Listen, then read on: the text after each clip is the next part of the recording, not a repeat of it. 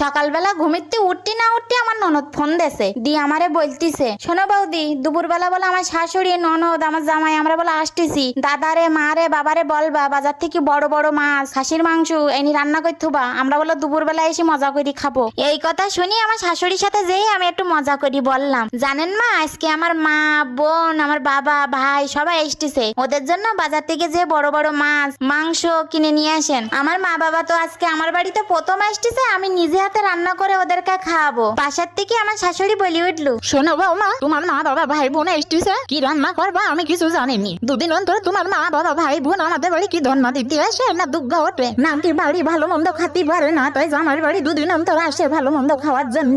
শ্বশুরকে জিজ্ঞাসা করলাম, বাবা আমার মা বাবা এসেছে, তাহলে দুপুরে কি রান্না করবো ওদের জন্য? আমার শ্বশুর বলে উঠলো, কি রান্না করবা আমি জানিনি, আমার কাছে টাকা নেই, আমার এর ভিতরে জড়াবা না। জামাইকে গিয়ে বললাম, তুমি অন্তত গিয়ে